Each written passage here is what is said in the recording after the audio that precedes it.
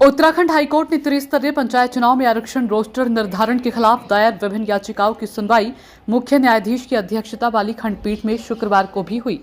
आज हुई सुनवाई के बाद कोर्ट ने चुनाव पर लगी रोक हटा दी है और चुनाव आयोग से पूर्व में जारी चुनाव कार्यक्रम को 3 दिन आगे बढ़ाते हुए चुनाव कार्यक्रम जारी करने को कहा। साथ ही सरकार को याचिकाकर्ताओं द्वारा उठाए गए मुद्दों पर 3 हफ्ते के भीतर जवाब देने को कहा है। कोर्ट ने यह भी कहा कि अगर किसी प्रत्याशी को इसमें आपत्ति है तो वह कोर्ट में अपना पक्ष रख सकता है। आज हुई सुनवाई में ब्लॉक प्रमुख सीटों का आरक्षण निर्धारित करने व जिला पंचायत अध्यक्ष सीटों का आरक्षण निर्धारित न करने पर भी गंभीर सवाल उठाए गए।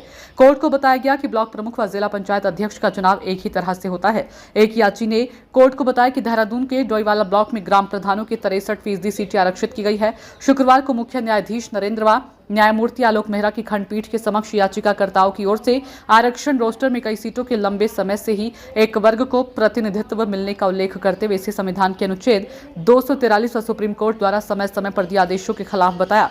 वहीं महाधिवक्ता व मुख्य स्थायी अधिवक्ता ने सरकार का पक्ष रखते हुए बताया कि पिछड़ा वर्ग समर्पित आयोग की रिपोर्ट के बाद आरक्षण रोस्टर को शून्य घोषित करना वर्तमान पंचायत चुनाव को प्रथम चरण माना जाना आवश्यक था।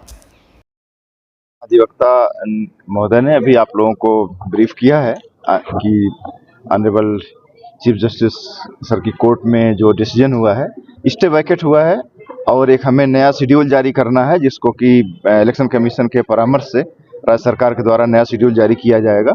और इलेक्शन जैसा कि हमने पहले भी कमिट किया था, सरकार का कमिटमेंट था कि जुलाई महीने में हम कंप्लीट कर लेंगे, तो हमारे इलेक्शन प्रोसेस जुलाई महीने में हम कंप्लीट करने के लिए कमिटेड है। Thank you.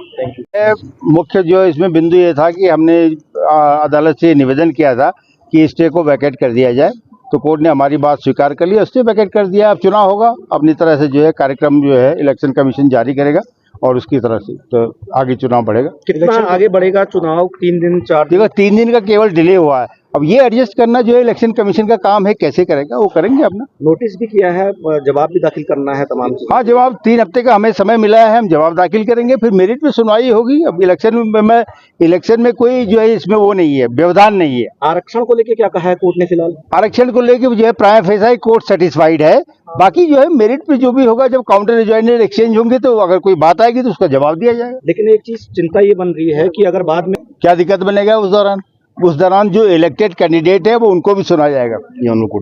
ये कोर्ट ने भी ऑब्जर्व किया है कि जब जो चुनाव जिनका हो जाएगा, जो जीत जाएंगे उनको भी सुनेगी कोर्ट, उसके बाद जो है निर्णय देगी।